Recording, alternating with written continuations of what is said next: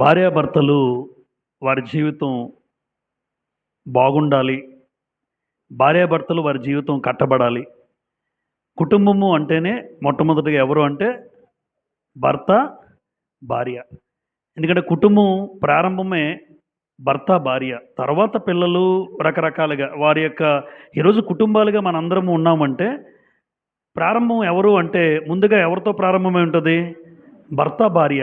ప్రారంభ దినాల్లో ఆదికాండము చూసినప్పుడు మనకి ఆదాము, అవ్వ. తర్వాత నుంచి జనరేషన్స్ వచ్చి మనవళ్ళు గాని, మనవరండ్రు గాని, అక్క చెల్లెలు గాని, పిన్నులు గాని, పెద్దమ్మలు గాని రకరకాల వరసలు మనం ఆలోచన చేస్తాం కుటుంబాలుగా.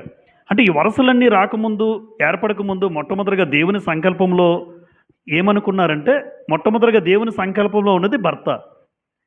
అందుకే ఆదామును చేసుకున్నాడు ముందు. ఆదామును చేసుకున్నటువంటి దేవుడు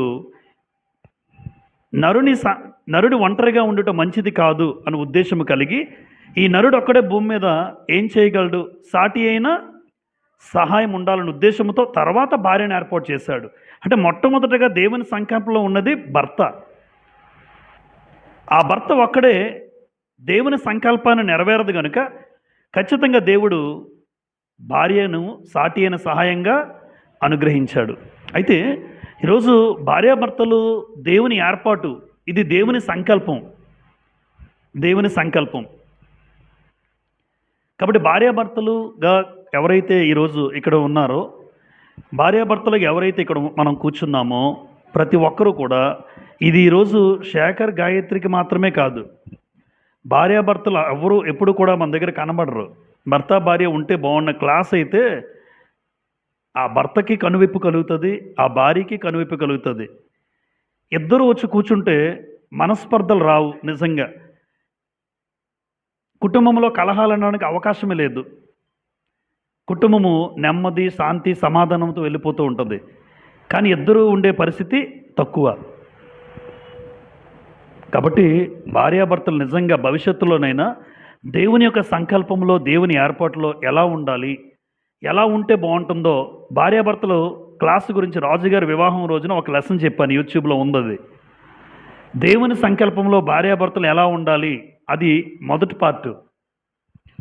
ఈరోజు 2 భార్యాభర్తల జీవితం కట్టబడాలంటే ఆ రోజు సహోదరుడు, సహోదరి వివాహం బట్టి ఆ రోజు సందర్భం చెప్పుకున్నాం. ఈరోజు మరొక కోణంలో భార్యాభర్తలుగా ఉన్నటువంటి వారి జీవితం కోసం, వారికే కాదు ఈరోజు భార్యాభర్తలుగా ఉన్నటువంటి మనందరము కూడా వృద్ధాప్యంలో ఉన్నా సరే భార్యాభర్తలుగా వారు కూడా వారి జీవితం సంతోషకరంగా ముగియాలి, సంతోషకరంగా ముగించబడాలి. అంటే ముందు ఏం చేయాలి అంటే కొరింథీయులకు రాసిన మొదటి పత్రిక 7వ అధ్యాయం. కొరింథీయులకు రాసిన మొదటి పత్రిక 7వ అధ్యాయం.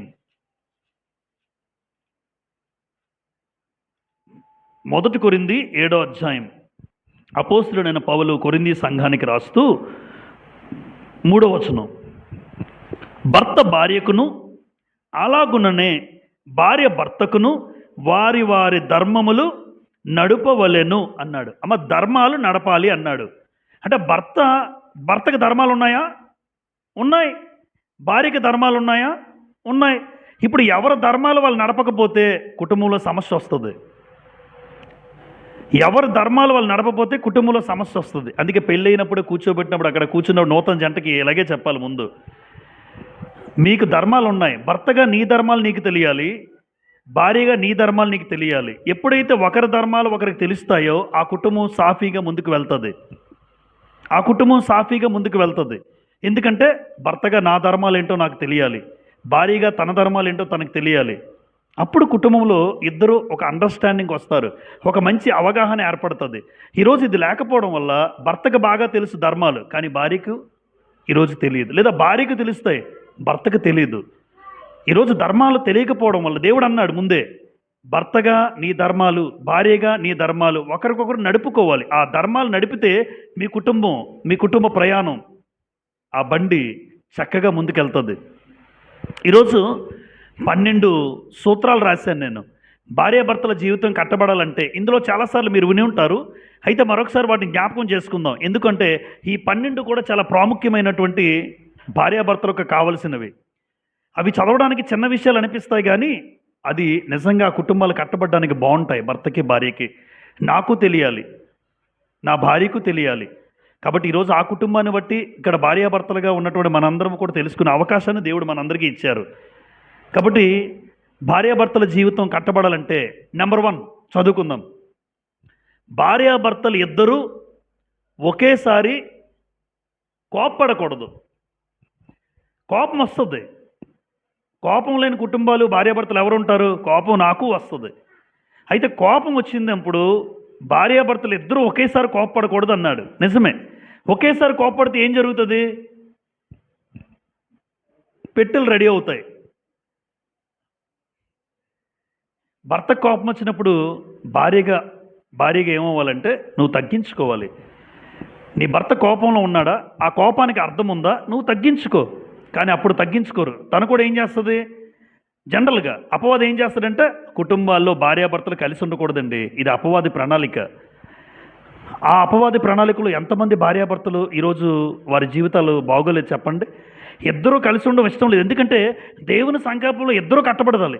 భర్త భార్య ఇద్దరూ ఎంత హ్యాపీగా ఉంటారో, అమ్మో అలా ఉండడం అపవాదికి ఇష్టం లేదు అని భర్తకు కోపం వచ్చినప్పుడు నీకు కూడా కోపం వచ్చినట్టు చేస్తాడు. నువ్వు 2 కేకలేస్తావు, నువ్వు అరుస్తావు, ఎవరూ తగ్గరు. ఎప్పుడైతే తగ్గలేదో హ్యాపీగా గంతులేస్తుంటాడు అపవాది. అమ్మయ్యా ఇంకొంచెం ముందుకెళ్ళాలి, ఇంకొంచెం అంటే ఈగో తీసుకొస్తాడు మనలోకి. నువ్వే విషయంలో ఎందుకు తగ్గాలి అంటాడు ఆవిడ్ని. నువ్వెందుకు తగ్గాలి? మగరాయుడివి అంటాడు నీకు. మగమహారాజు అంటాడు నీకు. నువ్వేం తగ్గక్కర్లేదు, ఇంట్లో సామాన్లన్నీ నీయే తెచ్చావంటాడు. ఆ ఇంట్లో సామాన్లన్నీ నువ్వు తెచ్చినవే. మళ్ళీ ఆవిడికి అలా చెప్పడం, అది అలా ఆలోచన రప్పిస్తాడు.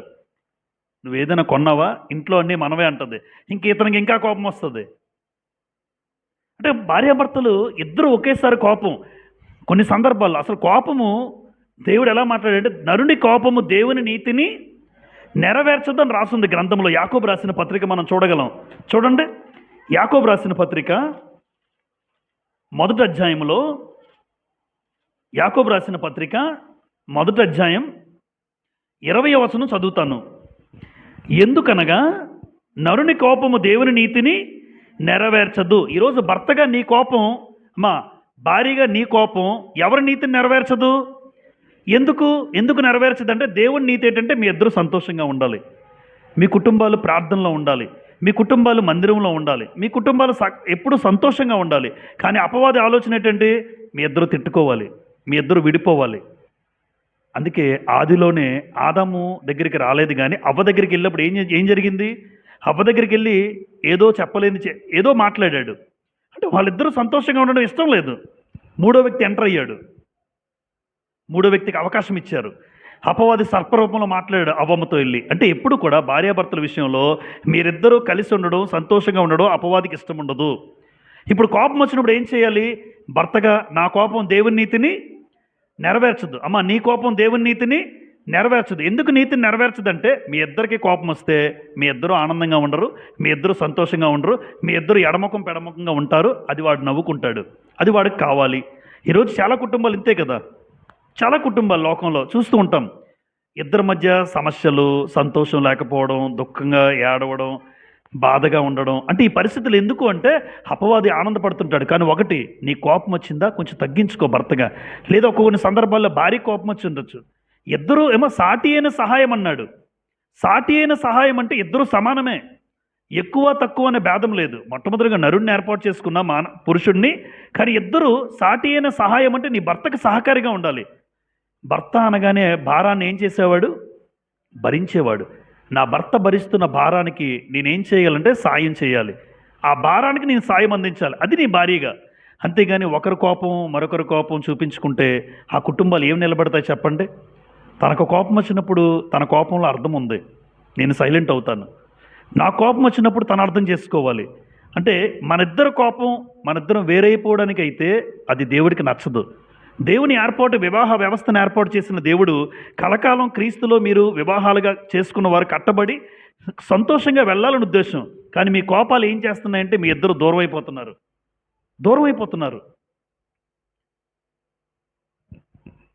ఒక్కసారి ఈ కోపం గురించి మరొక మాట మనం చదువుకుందాం. చూడండి, ఎఫెసీ పత్రికలో 4:26 చదువుతాను నేను. ఎఫెసీ 4:26లో కోప్పడు కానీ పాపము చేయకుడి అన్నాడు. అంటే కోపంలో ఏం చేసే అవకాశం ఉంది? పాపం చేసే అవకాశం ఉంది. కాబట్టి కోప్పడండి. కోపం వస్తుంది, భర్తకైనా భార్యకైనా కోపం వస్తుంది. కానీ మీరు గుర్తుపెట్టుకోవాల్సింది ఏంటంటే, కోపము దేవుని నీతిని నెరవేర్చదు. కోపంలో ఏం చేసే అవకాశం ఉంది? పాపం చేస్తాడు. ఆ కోపం మితిమీరింది అనుకోండి, కొట్టుకుంటారు. ఏదో తగిలిపోతే ఎవరికైనా గాయం అవ్వచ్చు, ఎవరికైనా దెబ్బలు తగలచ్చు. అది మితిమీరి తలగాని తగిలితే ప్రాణమే పోవచ్చు. ఇప్పుడు కోపం వచ్చింది, కోపంలో ఏం చేసేసాడు? పాపం చేసేసాడు. అందుకే దేవుడు కోపం వచ్చినప్పుడు అణుచుకోవాలన్నాడు. సామెతల గ్రంథం 29వ అధ్యాయం. సామెతల గ్రంథం 29వ అధ్యాయం చూడండి. సామెతల గ్రంథం 29వ అధ్యాయం 8వ వచనం చదువుతాను. 8వ వచనం 2వ భాగం. జ్ఞానులు కోపము చల్లార్చెదరు అన్నాడు. 29:8 సామెతలు. జ్ఞానులు కోపమని చల్లార్చెదరు. 11 అక్కడే 11.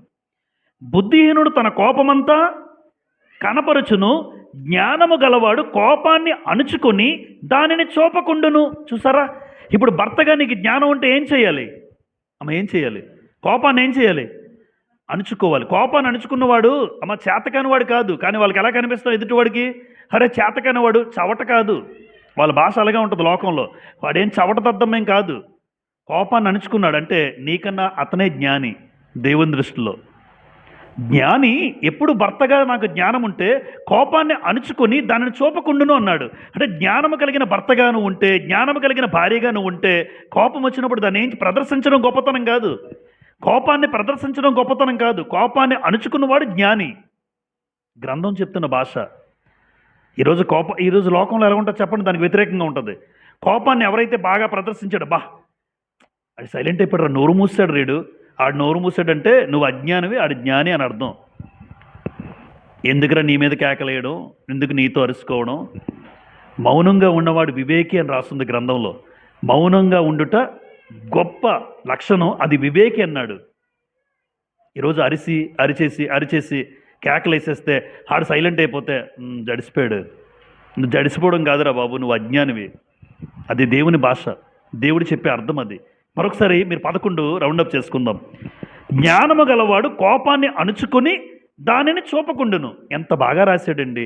ఇప్పుడు ఒక భర్తగా శేఖర్ అయినా, ఒక భార్యగా గాయత్రి అయినా, ఎవరైనా నీకు కోపం వచ్చినప్పుడు నీ కోపాన్ని ఒకేసారి ప్రదర్శించద్దు.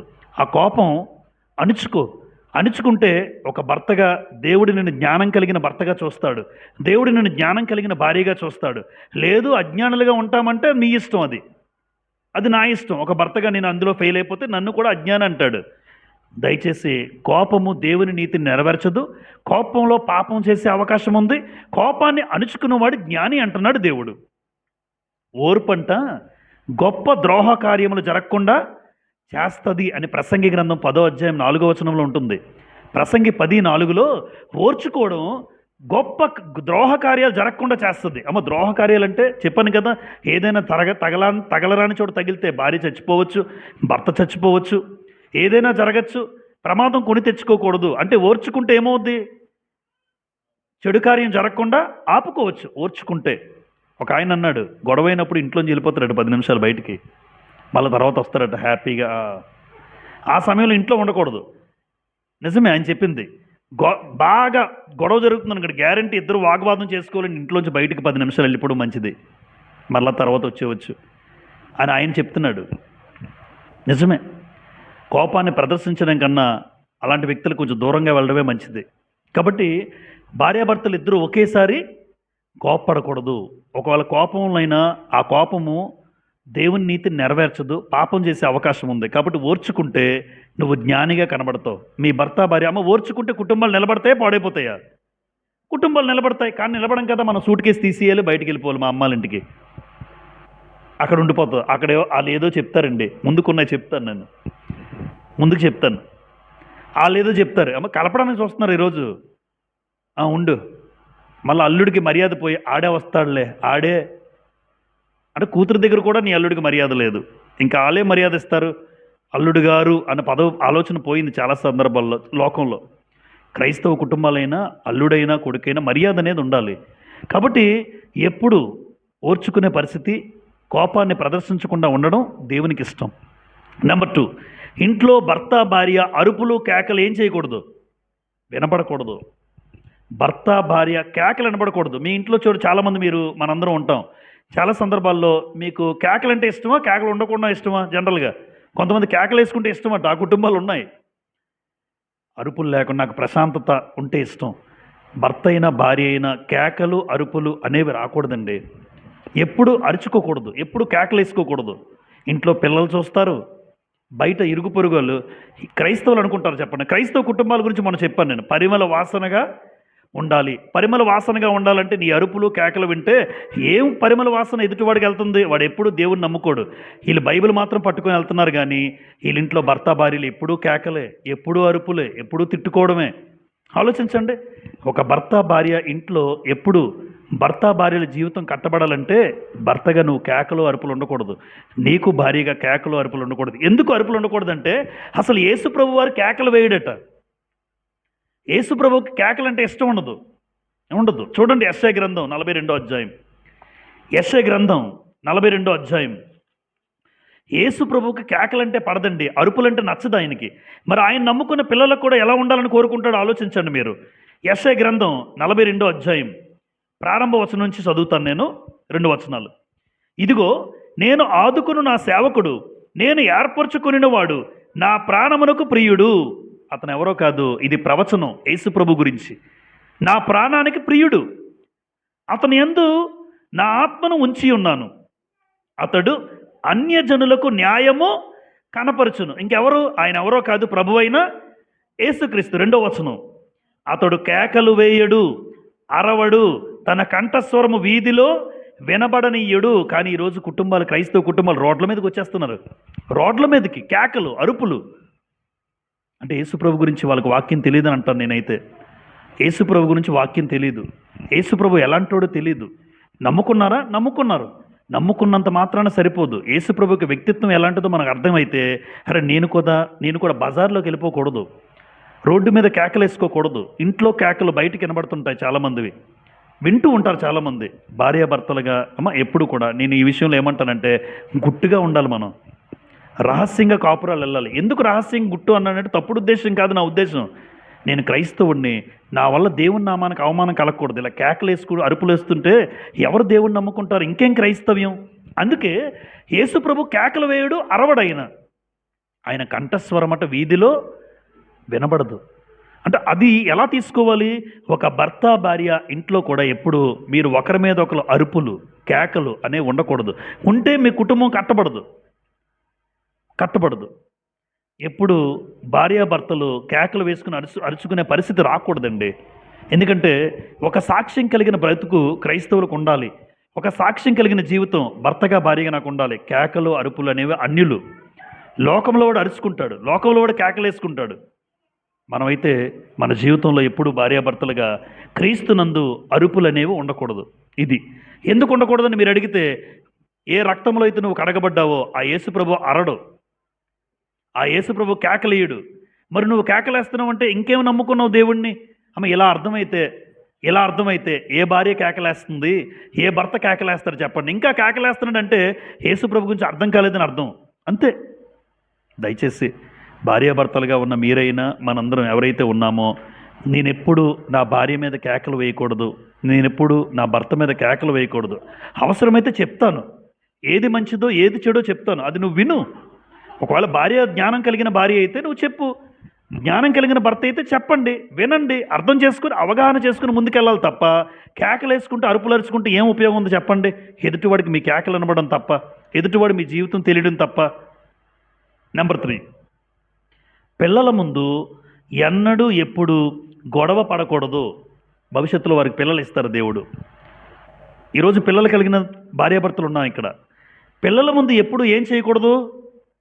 గొడవ పడకూడదు. అదే చేస్తారు వీళ్ళు. మీరు చూడండి చాలాసార్లు పిల్లల ముందు భార్యాభర్తలు ఎప్పుడూ గొడవ పడకూడదు. ఎందుకు చెప్పమంటారా? భార్యాభర్తలు పిల్లల ముందు గొడవ పడితే వాళ్ళ మనసులు చెడిపోతాయి, వాళ్ళ మనసులు కృంగిపోతాయి. చదవవలసిన వాడు చదవడు, దృష్టి పెట్టాల్సిన చదువు మీద నిర్లక్ష్యం, లేదంటే వాడి యొక్క దృష్టి మారిపోద్ది. దానికి కారణం ఎవరు? మా నాన్న తాగొచ్చి, లేదా మా నాన్న మా అమ్మను కొట్టడం, మా మా నాన్న మా అమ్మను తిట్టడం, మా అమ్మ మా నాన్నను తిట్టడం, లేదా మా నాన్నతో దురుసుగా ప్రవర్తించడం. ఇవి ఎప్పుడు పిల్లల ముందు జీవితంలో భవిష్యత్తులో ఎప్పుడు జరగకూడదు. జరగవు, జరగకూడదు నా ఉద్దేశం.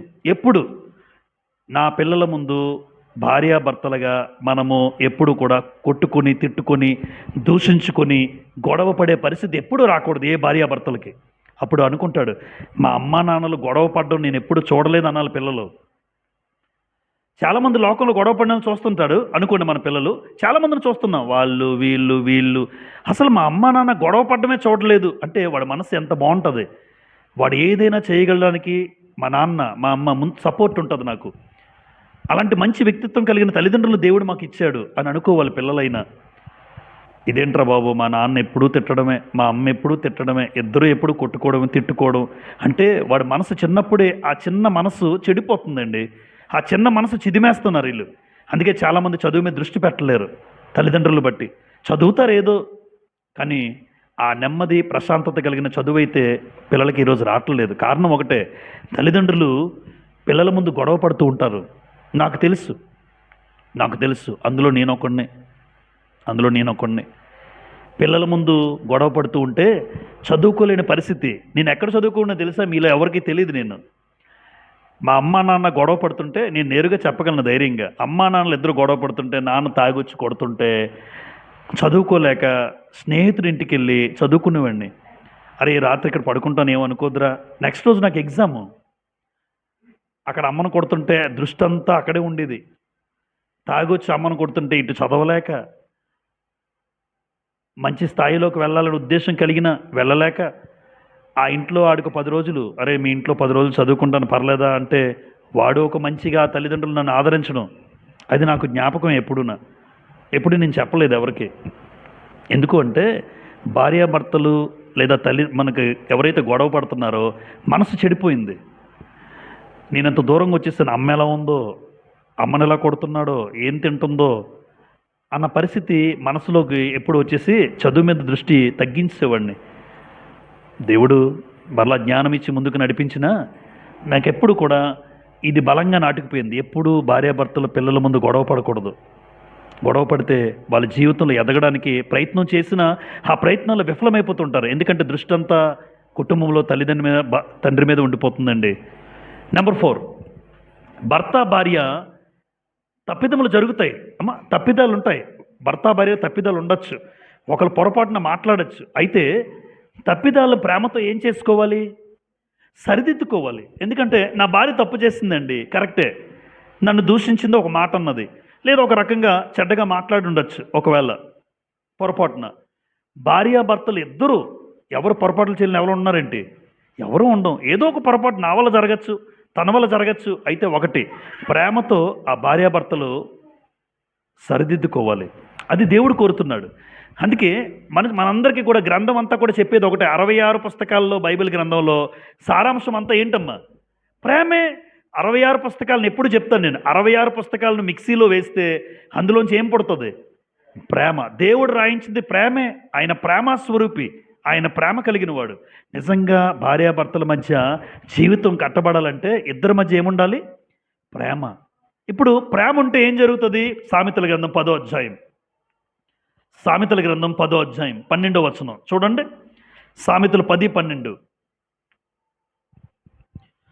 పగ కలహమును రేపును, ప్రేమ దోషములన్నిటినీ కప్పును. ప్రేమ ఏం చేస్తుందమ్మా?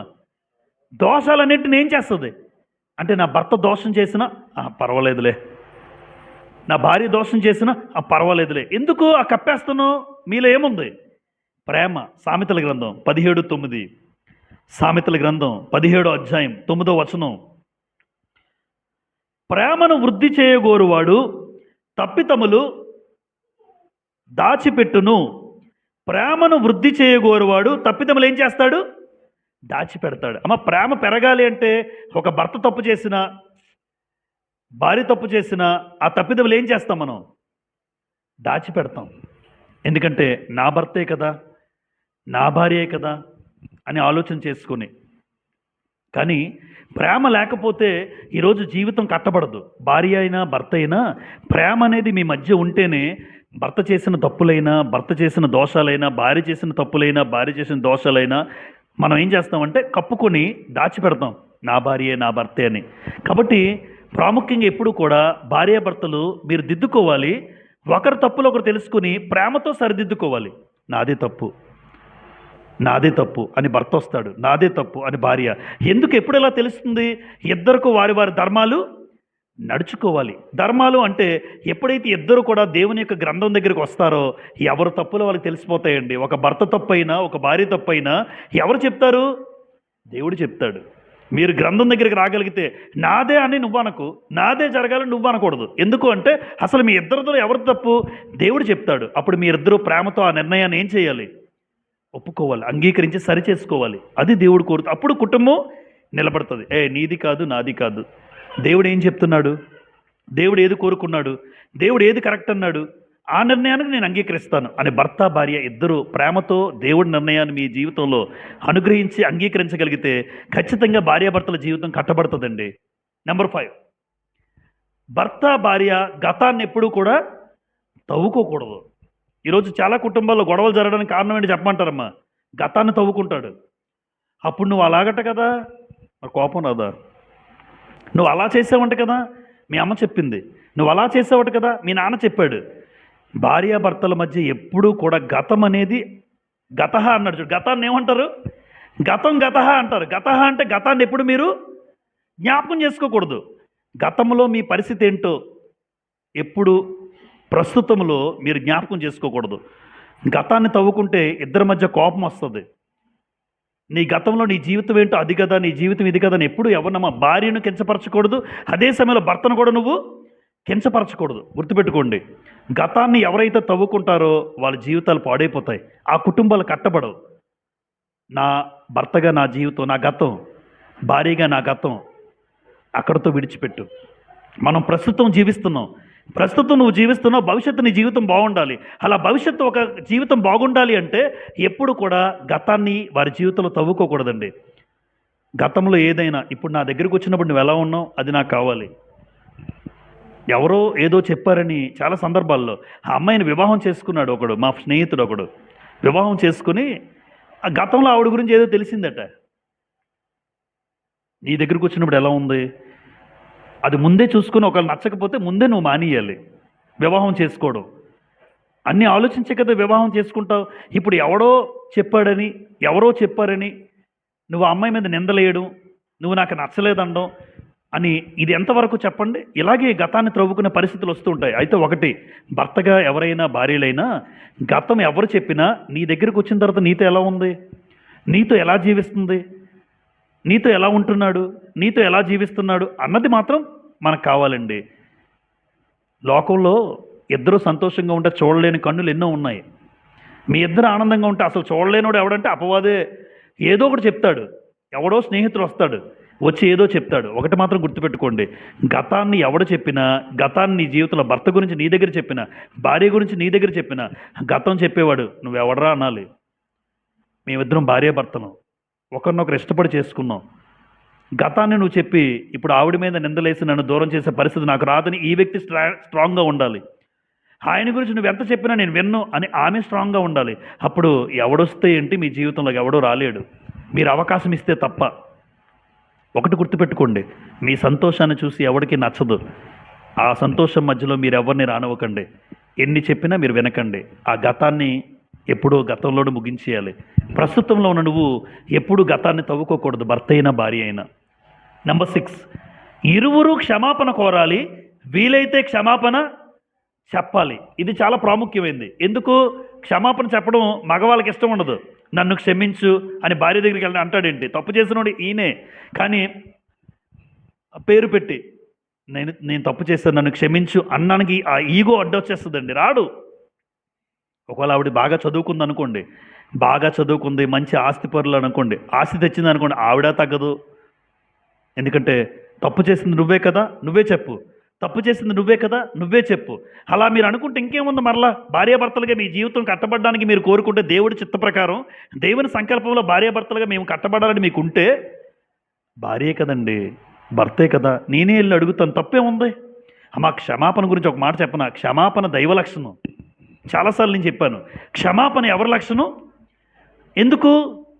తండ్రి, వీరేమి చేయుచున్నారో వీరు ఎరుగురు కనుక వీరిని క్షమించుడి అని సిలువలో యేసుప్రభు ఎవరైతే మేకులు కొడుతున్నారో, ఎవరైతే బల్లాలతో పొడుస్తున్నారో, ఎవరైతే కొరడాలతో కొడుతున్నారో వాళ్ళ గురించి యేసుప్రభు ఏమన్నాడంటే క్షమించు. యేసుప్రభు క్షమించాడమ్మా. యేసుప్రభు క్షమించాడంటే క్షమాపణ ప్రభువులో ఉంది అంటే క్షమాపణ దేవుని లక్షణం. మరి నా భార్యని నేను క్షమించను అంటాడు, నా జీవితంలో నేను క్షమించను అంటాడు. ఏదో జీవితం అంతా మనం ఉన్నట్టు ఎప్పుడు రాలిపోతామో తెలియదు. కొన్నిసార్లు మనం కొన్ని మాట్లాడేస్తుంటాం, నా జీవితంలో నేను క్షమించను. రేపు ఏం జరుగుతుందో నీకు చేస్తే బాబు తెలియదు, రేపు ఏం జరుగుతుందో నీకు తెలుసా తెలియదు. అలాంటప్పుడు జీవితం అంతా అని అనకూడదు. ఏం తప్పు చేసిందని జీవితంలో క్షమాపణ? ఆ అమ్మాయి అయినా, నువ్వైనా, నేనైనా, మీరైనా క్షమాపణ ఎప్పుడు కూడా నీ భార్యే, నీ భర్తే. అలాంటి భార్యాభర్త యేసుప్రభు క్షమాపణ చెప్పాడండి. యేసుప్రభు క్షమించమని కోరుతున్నాడు, క్షమాపణ కోరుకున్నాడు ఎదుటివాడి కోసం. ఈరోజు భార్యాభర్తలుగా మీ ఇద్దరు ఆనందంగా కలిసి ఉండాలని మీకు నిజంగా ఉంటే, దేవుని సంకల్పంలో ఒక భర్తగా భార్యగా దేవుడే మమ్మల్ని జతపరిచాడని మీకుంటే, ఒకరినొకరు ఏం చేసుకునే మనస్తత్వం వస్తుంది మనకి? క్షమించుకుంటాం. మత్తయి సువార్త 6వ అధ్యాయం, మత్తయి సువార్త 6వ అధ్యాయం చూడండి, 14-15. మత్తయి సువార్త 6వ అధ్యాయం 14-15. మనుషుల అపరాధములను మీరు క్షమించిన ఎడల మీ పరలోకపు తండ్రియు మీ అపరాధములను క్షమించును. మీరు మనుషుల అపరాధములను క్షమింపకపోయిన ఎడల మీ తండ్రియు మీ అపరాధములను క్షమించడు. ఇప్పుడు నీ భార్య చేసిన తప్పునే నువ్వు క్షమించకపోతే, నీ భర్త చేసిన తప్పునే నువ్వు క్షమించకపోతే, పొరపాటున జరిగిపోయింది, క్షమించు.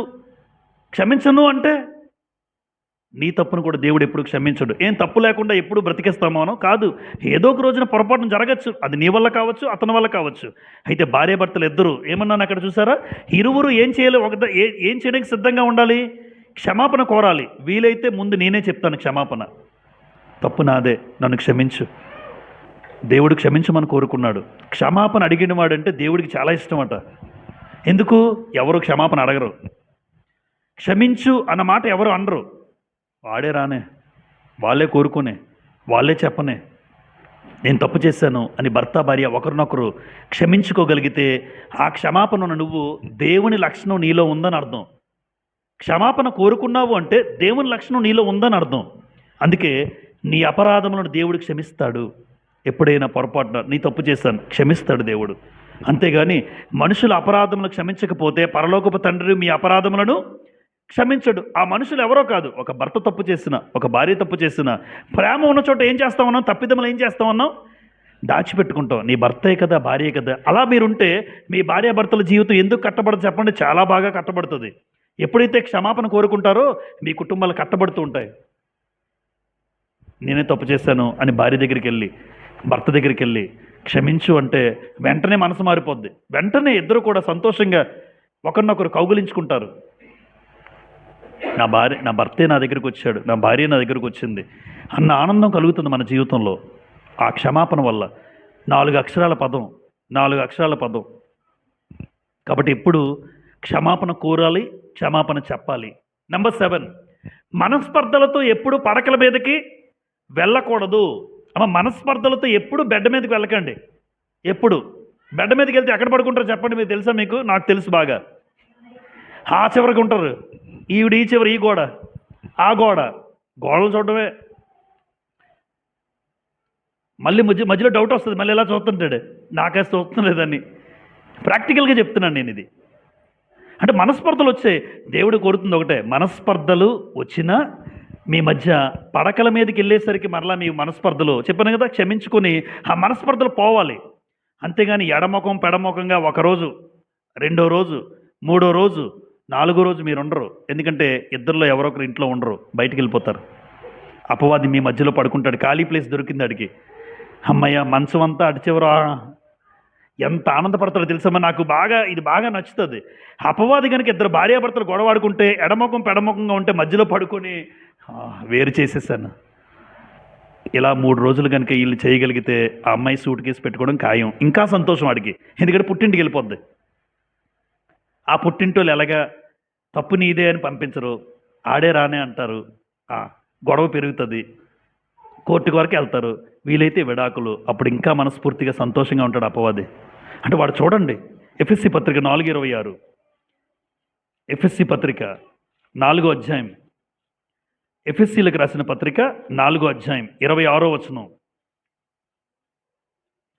కోప్పడు గాని పాపము చేయకుడి, సూర్యుడు అస్తమించే వరకు మీ కోపము నిలిచి ఉండకూడదు. అపవాదికి చోటియ్యకుడి. అపవాదికి చోటియ్యకుడి అన్నాడు, కానీ మంచం మీద చోటు ఇచ్చేస్తాను. ఎందుకు అంటే మధ్యలో ఖాళీ ఉంది. ఆవిడ ఆ చివర, ఈయన ఈ చివర, బెడ్ అంతా ఖాళీ. మధ్యలో దొండుతుంటాడు ఆనందపడుతూ, ఎందుకంటే ఇద్దరు వేరైపోయారు కదా. కానీ దేవుడు ఏమన్నాడు, సూర్యుడు అస్తమించే లోపు మీ కోపం చల్లారిపోవాలి. లేదు, చల్లారిపోతే అపవాదికి ఏమి ఇచ్చినట్టు మీరు ఇంకెప్పుడు. అందుకేనండి చాలామంది భర్త భార్యలు తగ్గకపోతే వాళ్ళిద్దరూ దూరం అయిపోతుంటారు. 1 రోజా, 2 రోజా, 3 రోజుల, 4 రోజుల, నెలల తరబడి, సంవత్సరాల తరబడి కూడా దూరం చేసేస్తాడు. అంత ఆనందంతో ఉండిపోతాడు. అది గ్రహిస్తే భార్యాభర్తలు నిజంగా అర్థం చేసుకోండి, అరే అపవాదికి మేము చోటిచ్చేసాం. అపవాదికి నువ్వు చోటిస్తేనే వచ్చేస్తాడు కొంచెం మీ జీవితంలోకి. మిమ్మల్ని శాశ్వతంగా దూరం చేసేస్తాడు. పండగ చేసుకుంటాడు ఒక రకంగా. పండగ వాడికి పండగ, మనకి దండగ. మన జీవితాలు బాగోదు, వాడేమో ఆనందపడుతుంటాడు. ఆలోచించండి, ఎప్పుడైనా మనస్పర్ధలతో మాత్రం వెళ్ళకండి. శేఖర్, గాయత్రి, మనస్పర్ధలతో కాదు, ఏదోనూ వస్తుంది కాదన్నోలే. కుటుంబం భార్యాభర్తలు అంటే 1,00,000 గొడవలు ఉంటాయండి. ఏదున్నా మీ ఇద్దరం కలిసిపోయి సంతోషంగా ఆ పడకల మీదకి వెళ్ళాలి. రాత్రి పడుకునేసరికి సంతోషంగా వెళ్ళాలి. అప్పుడు మీ కుటుంబాలు, మీ ఇద్దరు జీవితం కట్టబడుతుంది. లేదు, ఎడముఖం పెడముఖంగానే 2 రోజులు, 3 రోజులు, 4 రోజులు అంటే ఇంకా శాశ్వతంగా దూరం చేసే ఆలోచనకి వెళ్ళిపోతాడు. నువ్వు తగ్గద్దని తన దగ్గర అంటాడు. గాయత్రి తగ్గకూడదు, శేఖర్ మగోడు నువ్వు. ఈ చెప్పేది ఎవరో తెలుసా? మళ్ళీ ఇక్కడ అమ్మ, తల్లిదండ్రులు కానీ, స్నేహితులు కానీ, బంధువులు కానీ చెప్తుంటారు, అరే పోన్లేరా భార్యాభర్తలే కదా, నువ్వు వెళ్ళిపో, నువ్వు వెళ్ళిపో అని అనరు. నువ్వు వెళ్ళొద్దు, వాళ్ళే వస్తారు. వాళ్ళు రానే, తప్పు చేసింది ఆడే కదా, నువ్వేంటి? అప్పుడు ఏమేమి తప్పు నాది కాదనమాట. ఇద్దరిని కలపడానికి చూడడం తప్ప చూసే పరిస్థితులు తక్కువ ఈ రోజున. విడిపోతే ఆనందపడే పరిస్థితులు చాలా ఎక్కువ. విడిపోతే అది మనుషులకైనా అపవాదికైనా. అందుకే ఎప్పుడు మనం ఏమనుకోవాలి, సూర్యుడు అస్తమించే లోపు నా కోపం చల్లారిపోవాలి, అపవాదికి నేను చోటు ఇవ్వకూడదు. అపవాదికి చోటు ఇచ్చానా, ఎంత ఇస్తాడు మీరు స్థలం, మీరు ఎంత ఉండడు, మీరు కిందకి వెళ్ళిపోతారు మంచం కిందకి, మంచం అంతా ఆడిదే. అలాగా దూరం పెంచుతాడండి అపవాది. అందుకే సూర్య అస్తమించే లోపు నీ భార్యతో సమాధాన పడిపో, నీ భర్తతో సమాధాన పడిపో. ఎప్పుడైనా భవిష్యత్తులో గురించైనా మనం ఈరోజు మేము బాగానే ఉన్నామండి అంటే చాలా సంతోషం, బాగానే ఉండాలి కూడా అందరం కూడా. కానీ ఎప్పుడైనా ఇటువంటి పరిస్థితులు ఎదురైతే దేవుడు మాట్లాడుతున్నాడు, మీరు సూర్యుడు అస్తమించే లోపు మీ కోపం చల్లారిపోవాలి. మనస్పర్ధలతో మాత్రం పడకల మీదకి వెళ్ళకండి ఎప్పుడు. నెంబర్ 8, ఒకరి మీద ఒకరికి ఏముండకూడదు, ప్రాముఖ్యమైనది. ఒకరి మీద ఒకరికి ఏముండకూడదు, భార్యాభర్తలు కట్టబడాలంటే అనుమానం ఉండకూడదు. కీర్తి వాళ్ళ చెల్లి రైల్వే ఎంప్లాయీ చేశారు. రైల్వే ఎంప్లాయీకి, ఆ రైల్వే ఎంప్లాయీ జీతం ₹1,00,000. 10 ఏళ్ల క్రితం ₹1,00,000 రైల్వే ఎంప్లాయీ. వాళ్ళ పెద్దనాన్న కూతురు తాళం వేసుకుని వెళ్తాడు డ్యూటీకి, మళ్ళా సాయంత్రం తాళం తీసుకుని లోపలికి వస్తాడు. అమ్మాయికి ఎలా ఉంటుంది చూడండి, తాళం వేసుకుని వెళ్తాడు. అది ప్రత్యక్షంగా ఎంత గుండెలో ఎంత బాధ ఉంటుంది అమ్మాయికి ఆలోచించండి. ఫోన్ ఉండదట, ఫోన్ ఉంచడు. తల్లిదండ్రులతో కూడా మాట్లాడకూడదు. ఎవరితో మాట్లాడేస్తున్నావో అనుమానం. చూడండి, ఈ అనుమానం పెనుభూతం అన్నట్టుగా మనిషి జీవితంలో చిదిమేసేది అనుమానమేనండి. కానీ అనుమానం తెచ్చుకునే పరిస్థితులు కూడా కొంతమంది చేసుకుంటారు. ఎప్పుడు భర్త మీద భార్యకి కానీ, భార్య మీద భర్తకు కానీ అనుమానం అనేది రాకూడదు. నా భార్య ఎక్కడున్నా నా భార్య గురించి నాకు తెలుసు అనాలి, నా భార్య ఎక్కడున్నా నా భర్త గురించి నాకు తెలుసు అనాలి. ఎంత కంపెనీలో పనిచేసినా, మీరు ఎంతమంది మధ్యలో ఉన్నా, నా భార్య అలాంటి తప్పు చేయదు, నా భర్త అలాంటి వాడు కాదు అని ఒక స్ట్రాంగ్గా ఆమెకు అనిపించాలి. అలా అనిపించాలంటే ముందు మనం ఆ భార్యాభర్తలు ఇద్దరు దైవికంగా ఉండాలి. ఈరోజు దైవికమైన పరిస్థితులు ఉంటే అనుమానం రాదు. ఎప్పుడైతే దైవికమైన జ్ఞానం ఉండదో భర్తకైనా భార్యకైనా అనుమానం పుడుతుంది. ఏమో నేను లేనప్పుడు ఎవరితో మాట్లాడేస్తుందో, ఏం జరిగిపోతుందో, ఏదో అనుమానం. కానీ భార్యాభర్తల మధ్య దేవుడు అనుమానం ఎప్పుడైతే వచ్చిందో ఇంకేముంటో చెప్పండి. దాని భాషలో బైబిల్లో సంశయము అన్నాడు. అమ్మ సంశయం అంటే ఏంటి? సంశయం అంటే అనుమానం. ఫిలిప్పి పత్రిక 2వ అధ్యాయం, ఫిలిప్పి 2వ అధ్యాయం 15వ వచనం. ఫిలిప్పి 2వ అధ్యాయం 15వ వచనం చూడండి. మీరు మూర్ఖమైన వక్రజనం మధ్య నిరపరాధులను, నిష్కలంకులను, అనింద్యులనైన దేవుని కుమారులగునట్లు సనుగులను, సంశయములను మాని సమస్త కార్యములు చేయుడి. అంటే దేవుని పిల్లలకి అనుమానం అనేది ఉండకూడదు. దేవుని కుమారులు అవ్వాలంటే సనుగులు ఉండకూడదు. ఇంకోటి సంశయం. ఆ సంశయం అంటే దాన్ని ఏమన్నాడంటే అనుమానము. అంటే భార్యాభర్తలకి ప్రాముఖ్యమైనది ఏమి ఉండకూడదు? అనుమానం ఎప్పుడు ఉండకూడదు. అంతగా నీ భార్యను నువ్వు నమ్మాలి, అంతగా నీ భర్తను నువ్వు నమ్మాలి. ఈరోజు నమ్మకం లేని చోట అనుమానం పడుతుందండి. కానీ దైవికమైన భర్తను అనుమానించకూడదు, దైవికమైన భార్యను అనుమానించకూడదు. ఈరోజు అనుమానించే పరిస్థితి కొన్నిసార్లు కావాలని జరుగుతుంటాయి కొన్ని. ఎందుకంటే అలా చేసే వాళ్ళని బట్టి ఆ భర్తకు అనుమానం రావచ్చు, అలా చేసే వాళ్ళని బట్టి ఆ భార్యకు అనుమానం రావచ్చు. ఇంకా అనుమానం ఒక్కసారి స్టార్ట్ అయిందంటే జీవితాంతం పోదు. అలా రాకుండా జాగ్రత్త పడాలి ఒక భర్తగా నేను. కొంతమంది ఫోన్ ఎవరు చూసుకో, నీ ఎదురుగారే మాట్లాడతాను నేను, కాల్ లిస్ట్ చూస్తావా చూసుకో అని అనరు. నా ఫోన్ చూస్తే ఒప్పుకోనంట. మరి ఎందుకు చూడకూడదు నీ ఫోను? అంటే సీక్రెట్స్ ఉన్నాయా? భర్త ఫోన్ చూడకూడదు, భార్య ఫోన్ చూడకూడదు. ఏముంటాయి చెప్పండి? సీక్రెట్స్ ఉంటేనే. ఫోన్ వస్తే బయటికి వెళ్ళిపోతాడు, భార్య దగ్గర మాట్లాడు. ఫోన్ వస్తే బయటికి వెళ్ళిపోతున్నారు అనుకో, మళ్ళీ అనుమానం పుడుతుంది. అలాంటి పరిస్థితులు ఎప్పుడు భార్యాభర్తలుగా తెచ్చుకోకూడదు. ఎందుకంటే నాకు ఏది వచ్చినా మీకు తెలియాలి.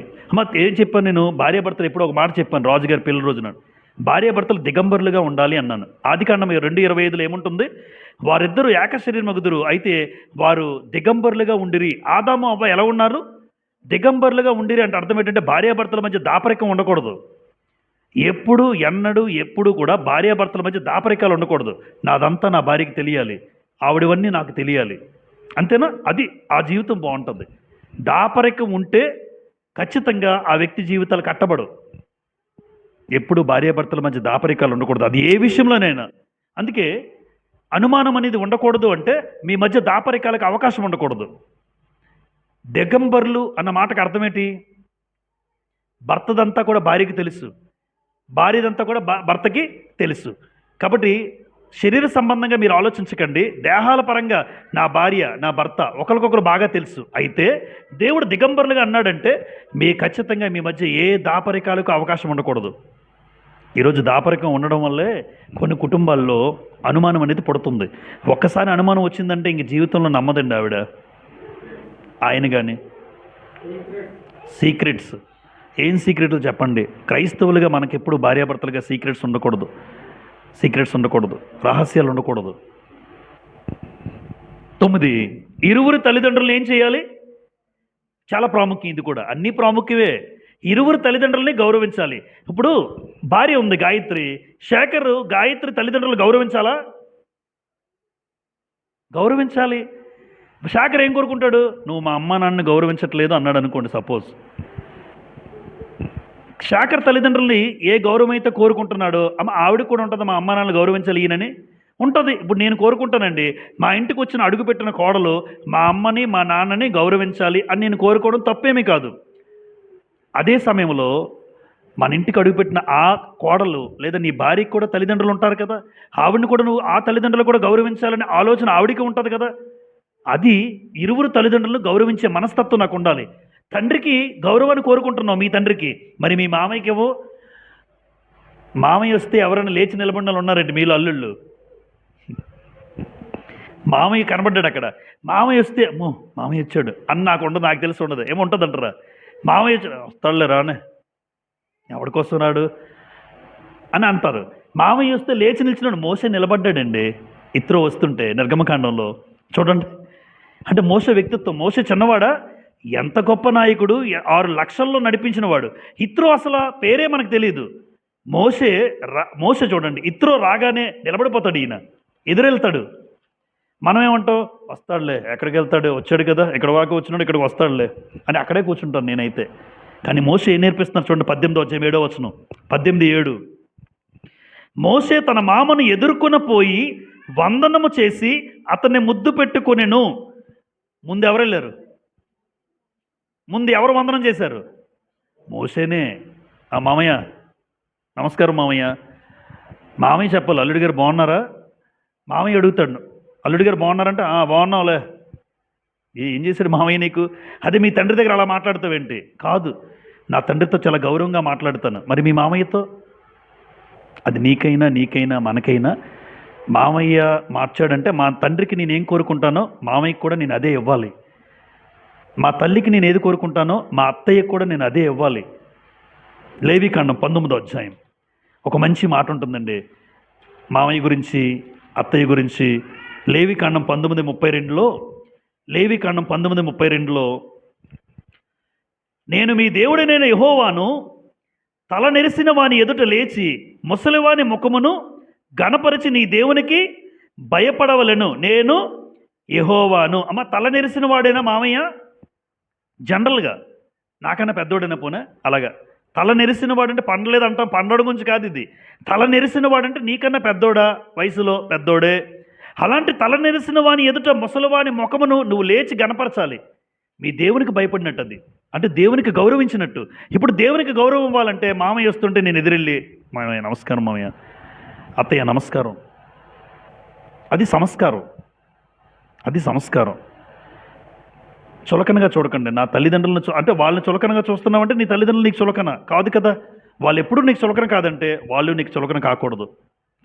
దేవుడు అన్న మాట, దేవునికి భయపడేవాడు అల్లుడు ఎలా ఉంటాడంటే, అల్లుడైనా కోడలైనా అత్తమామలకు కూడా తల్లిదండ్రులకి ఏ గౌరవం ఇస్తుందో వాళ్ళకి కూడా అదే గౌరవం ఇవ్వాలి. ఆ కుటుంబం ఎలా ఉంటుంది? ఏమనుకుంటాడు అల్లుడు? భర్త మా అమ్మ మా నాన్నకి ఎంత గౌరవం ఇస్తుంది అంటే మనసులో ఫీలింగ్ ఉంటుంది, బయటికి చెప్పకపోయినా. నిజంగా మా ఇంట్లోకి వచ్చింది మా అమ్మ నాన్నకి ఎంత గౌరవం ఇస్తుందో, ఆయన ఎంత బాగుంటుంది చూడండి ఆ కుటుంబం. ఆ అమ్మ నాన్నకి గౌరవం ఇస్తుంటే ఇతను పొంగిపోతుంటాడు, ఏది కావాలంటే అది కొనిచ్చేస్తుంటాడు. ఇస్తాం కూడా. తల్లిదండ్రులను గౌరవించడం, ఇరువురు కుటుంబాల్లో తల్లిదండ్రులను గౌరవించే వ్యక్తిత్వం భార్యాభర్తకు ఉండాలి. నెంబర్ 10, భార్యాభర్తలు కుటుంబ ప్రార్థనలు ఎప్పుడు ఖచ్చితంగా ఉండాలి. కుటుంబ ప్రార్థనలు లేని కుటుంబాలుగా మనం ఉండకూడదు. ఇన్ని చేసినటువంటి మనందరి జీవితాల్లో కూడా భార్యాభర్తలు ఎలా ఉండాలని దేవుడు కోరుతున్నాడంటే, ఎప్పుడు సాయంత్రం అయ్యేందా, భర్త ఉద్యోగం నుంచి వచ్చాడా, భార్య స్కూల్ నుంచి వచ్చిన పిల్లలను కూర్చోబెట్టుకొని ఆ తల్లి తండ్రి లేదా భార్య భర్తలు ఇద్దరు కూర్చొని, వివాహం కాకముందు మీ ఇద్దరు కూర్చుంటారు, పిల్లలు ఉంటే దేవుడిస్తే ఆ పిల్లలను బట్టి వాళ్ళని కూర్చోబెడతారు. ఇక్కడ కుటుంబ ప్రార్థన కుటుంబానికి పైకప్పు లాంటిదని రాశాను. ఇది లేకపోతే, చాలాసార్లు చెప్పాను, ఇది లేకపోతే మన పరిస్థితి కూర్చుంటామా ఇక్కడ? ఇది ఉంది కాబట్టి కూర్చుంటున్నాం. ఇది ఒక రక్షణ, ఇది ఒక కప్పు. పైకప్పు ఎలా ఉందంటే మనకి కాపాడుతూ ఉంది, ఎండ రాకుండా వర్షం పడకుండా. అది నీకు భద్రత. కుటుంబ ప్రార్థన నీ భార్యాభర్తల కుటుంబానికి భద్రత, అది నీకు క్షేమం. అపవాది రాకుండా మీ కుటుంబంలో భార్యాభర్తలు సమాధానంగా ఉంటారండి. ఎప్పుడు ప్రార్థనలో కుటుంబం మోకాలేసి ఏడుపొస్తూ ఉంటుంది కొన్ని సందర్భాల్లో, కష్టం. నిన్న రాత్రి పరిచర్య చేయలేకపోతున్నానని కష్టం అనిపించి నేను ప్రార్థనలో ఏడుస్తున్నాను, తను చూస్తుంది. నేను నిజంగా ప్రార్థన చేసుకున్నాను, తండ్రి బాధ్యతలు ఎక్కువైపోయాయి, స్కూల్లో బాధ్యత నెరవేర్చాలి, పరిచర్య ఎక్కువైంది, ఉదయకాల ప్రార్థనలు ప్రారంభించాం, ఏది ఆగకూడదు, భారంగా అనిపిస్తుంది, చేయలేకపోతున్నాను, బాడీ సహకరించట్లేదు అనే ఆ మాటలు ప్రార్థనలో చెప్తుంటే భార్య విందు అనుకుంటుంది మనసులో, బయటికి చాలా కష్టం. అలాంటి పరిస్థితుల్లో నా భర్తకి నేను సహకరించాలి, ఆ భర్త ఏది చెప్తే అది చెయ్యాలి అనిపిస్తుంది. ఆ ప్రార్థనలో మాట్లాడుతుంటే దేవునితో చెప్తున్న మాటలు అంటే కుటుంబ ప్రార్థన. ఒక తండ్రి కష్టం చెప్పుకునే పరిస్థితి, ఒక భర్త కష్టం చెప్పుకునే పరిస్థితి ఆ భార్యకి అర్థమవుతుంది, పిల్లలకు కూడా అర్థమవుతుంది. ఎదిగిన పిల్లలు, అందుకే చెప్పాను మీకు, ఎదిగిన పిల్లల ముందు ప్రార్థన చెయ్యి.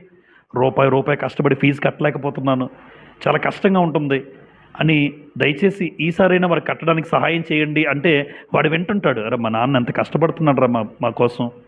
మనం వాటితో ప్రత్యక్షంగా వాళ్ళకి చెప్పట్లే, ఆయనకి చెప్తుంటే వీళ్ళు వింటుంటారు అక్కడ కూర్చున్నప్పుడు. ఆ బాధ తెలుస్తుంది పిల్లలకి, ఆ బాధ తెలుస్తుంది భార్యకి, ఆ బాధ తెలుస్తుంది భర్తకి, అలాంటప్పుడు కుటుంబ ప్రార్థన నిజంగా కుటుంబ ప్రార్థన కలిసి ప్రార్థన చేసిన కుటుంబాలు ఎప్పుడు ఎలా ఉంటాయి అమ్మ? ఎప్పుడు ఎలా ఉంటాయి?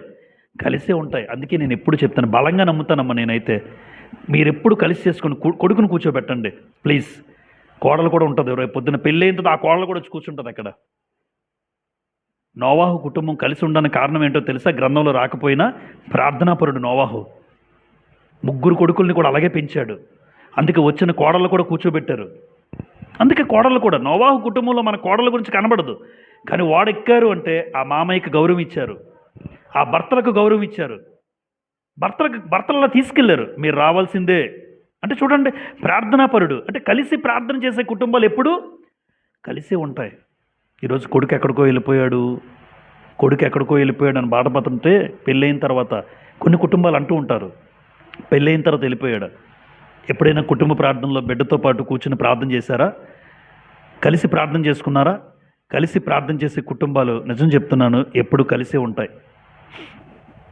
నెంబర్ 11, ఇరువురు ఒకరినొకరు ఏం చేయాలి? మెచ్చుకోవాలి. ఇరువురు ఒకరినొకరు మెచ్చుకోవాలి. ఈరోజు అది తగ్గిపోయింది కదమ్మా. భార్య కష్టాన్ని గుర్తించడు. నేను డ్యూటీకి వెళ్ళిపోతున్నాను, వస్తాను, ఇంట్లో ఉంది కదా, ఏం చేస్తా, ఇంట్లో ఉంది కదా అని తక్కువ అంచనా వేస్తున్నావు నువ్వు. ఇంట్లో కొన్ని మైళ్ళు, కొన్ని కిలోమీటర్లు తిరుగుతుందట ఆవిడ.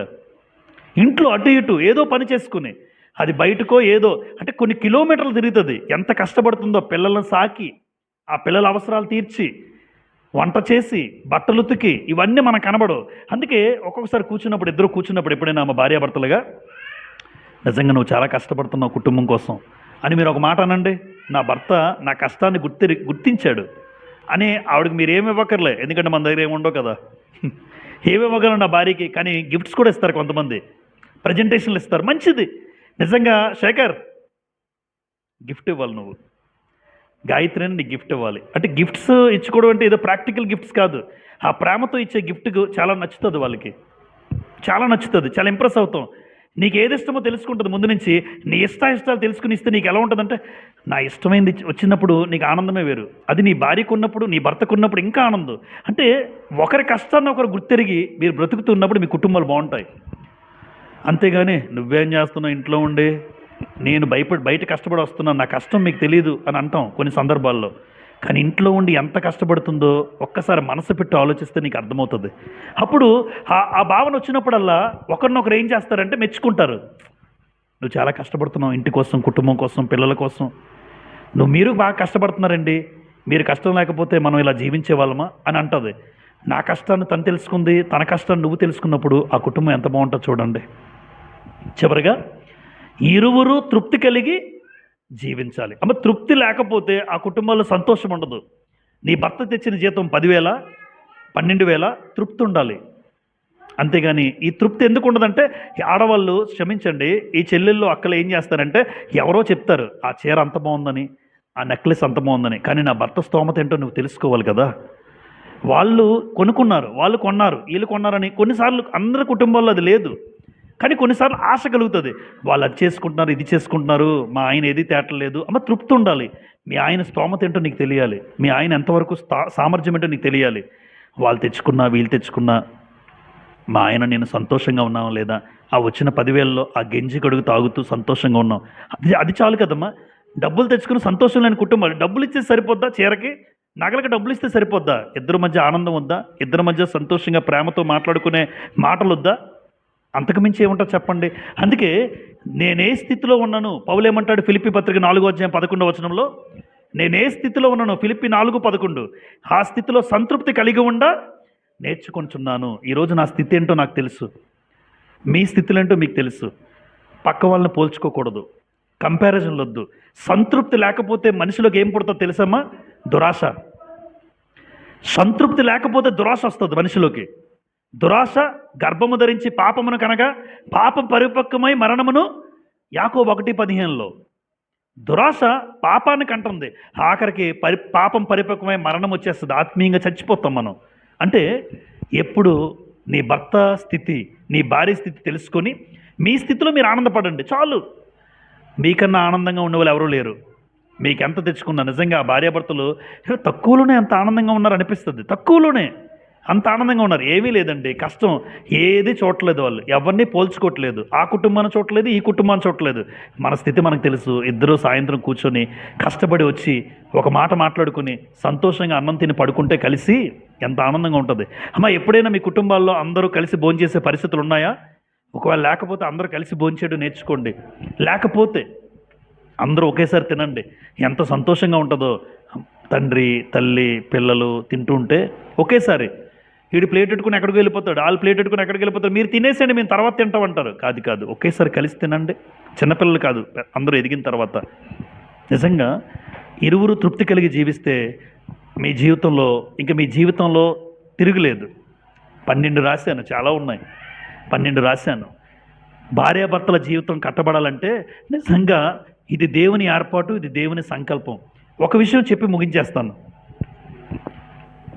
మిమ్మల్ని జతపరిచింది ఎవరని మీరు నమ్మాలి? మత్తయి సువార్త 19వ అధ్యాయం 6వ వచనంలో ఉంటుంది. జతపరిచినది దేవుడే అని మీకు అర్థమైతే, అమ్మ మీరు ఎప్పుడు జీవితంలో విడిపోకూడదు. మేము విడిపోతాం, దూరం అయిపోతాం అని నువ్వు అంటున్నావంటే జతపరిచింది ఎవరు? పాస్టర్ గారు కాదు, జతపరిచింది సువార్థికుడు కాదు. మీరు జతపరచాలని సంకల్పించింది ఎవరు? దేవుడు. దేవుడే మమ్మల్ని జతపరిచాడు. కాబట్టి నేనేమంటానంటే దేవుడే మరలా మిమ్మల్ని విడదీయాలి మరణం ద్వారా. ఎందుకంటే ఎవరు ముందు చనిపోయానో, ఎవరు వెళ్ళిపోయినా దేవుడే విడదీయాలి. దేవుని చిత్తం. భర్త చనిపోయినా, భార్య చనిపోయినా అది దేవుడి చిత్తం. అయితే దేవుడు తప్ప మరో వ్యక్తి వల్ల మీరు విడిపోయే పరిస్థితి ఎప్పుడూ రాకూడదు. ఎందుకు అంటే మిమ్మల్ని జతపరిచింది దేవుడే, కుటుంబాలను జతపరిచింది దేవుడే. అలాంటి మనసుతో నిజంగా భార్యాభర్తల జీవితం మీరు కట్టబడితే, ఈ రకమైనటువంటి ఆలోచన కలిగి మనం బ్రతికితే అద్భుతంగా మీ కుటుంబాలు, మన కుటుంబాలు ఉంటాయి. అలాంటి కుటుంబాలుగా, దేవునికి ఇష్టమైన కుటుంబాలుగా మన కుటుంబాలు ఉండాలని నన్ను నేను హెచ్చరించుకుంటూ ప్రేమపూర్వకంగా మీ మనవి చేస్తున్నాను. అందరికీ ప్రభుపేట వందనాలు చెల్లిస్తున్నాను.